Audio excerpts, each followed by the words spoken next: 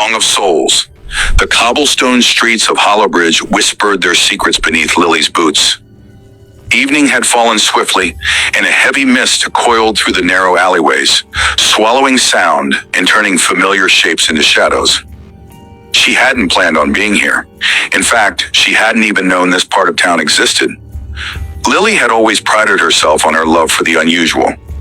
Antique shops, flea markets, and estate sales were her playgrounds. Her apartment was a testament to her obsession with the strange, a veritable museum of oddities. That was why when she noticed the small, flickering sign of curio relics, her feet carried her toward it before her mind could protest.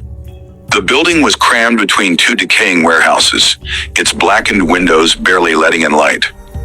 A bell above the door jingled faintly as she entered, the sound almost lost in the oppressive stillness. The air inside was thick with the scent of decay, dust, mildew, and something faintly sweet. The dim lighting revealed shelves crammed with strange objects, a tarnished compass, a violin missing its strings, and a series of porcelain dolls with cracked faces and hollow, staring eyes. Lily's fingers itched with curiosity. Her gaze flitted across the shelves until it landed on it. The Jack in the Box sat on a shelf in the farthest corner of the shop, half hidden behind a stack of ancient, leather-bound books. It wasn't remarkable at first glance. Its paint was faded, the wood chipped, and its crank bent at an odd angle. But there was something about it that held her attention. She approached slowly, brushing dust from the surface with her sleeve. The box was painted with a pastoral scene, children playing in a meadow, their faces eerily blurred like smudges of charcoal. The lid bore golden lettering that shimmered faintly in the gloom, "Win to hear the Song of Souls." A shiver ran down her spine. Her instincts told her to walk away, but her curiosity urged her to turn the crank. "That's not for sale," a voice rasped behind her. She spun, startled. Behind the counter stood an elderly man, his frame hunched and his watery eyes sharp. He seemed as much a relic as the shop itself, his gnarled hands gripping the edge of the counter. "Why not?" Lily asked, tilting her head. The old man hesitated, his lips pressing into a thin line. "Some things ain't meant to be owned. It's just a toy." "It's not just anything," he said, his voice dropping to a near whisper. "That box has a history, one that doesn't end well for anyone who keeps it." Lily smirked, her skepticism overpowering her unease. "I'll take my chances." The old man sighed deeply, shaking his head. He didn't argue further. Instead, he took the box from her hands and wrapped it carefully in brown paper. "Don't say I didn't warn you," he muttered as he handed it over. Lily's apartment was as cluttered as ever, a labyrinth of curiosities. She placed the Jack in the Box on her coffee table, its faded paint blending seamlessly with the other antiques scattered around her living room. The inscription on the lid glimmered faintly in the lamplight. "Win to hear the Song of Souls," she read aloud, her voice soft. She couldn't resist. Sitting cross-legged on the couch, she reached for the crank. Clink, clink, clink. The sound was uneven, the melody warped as though played through cracked glass. A strange dissonance lingered in the notes, sending chills crawling up her arms.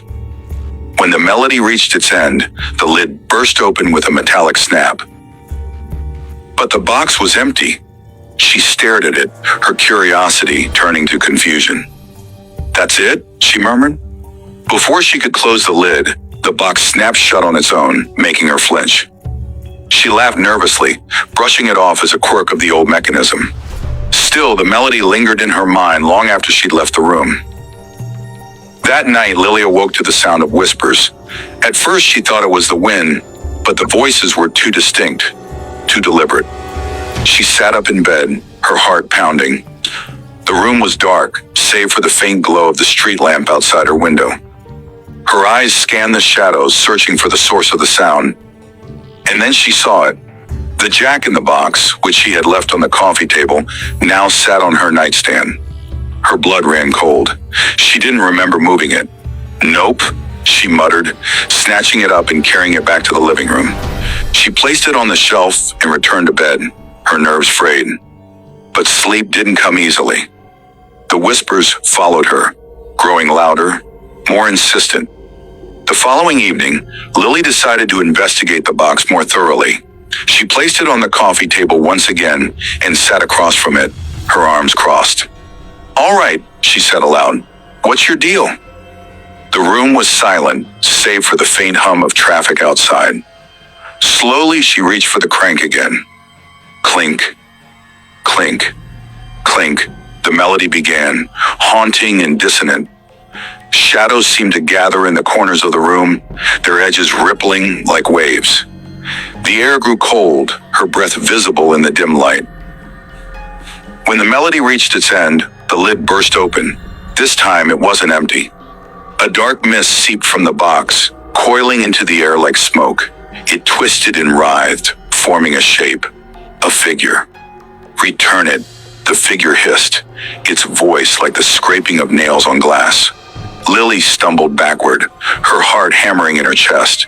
She tried to close the lid, but the box resisted her touch, the shadows growing thicker and darker. The figure lunged toward her, and she screamed as the room was plunged into darkness. Lily's disappearance went unnoticed for days. When her landlord entered the apartment to investigate the overdue rent, he found the place eerily silent. The only object of note was the jack-in-the-box, sitting innocently on the coffee table. Compelled by a strange force, he reached for the crank. Clink, clink, clink, and the cycle began again. The end. When her landlord entered the apartment to investigate the overdue rent, he found the place eerily silent. The only object of note was the jack-in-the-box, sitting innocently on the coffee table. Compelled by a strange force, he reached for the crank. Clink, clink, clink, and the cycle began again. The end.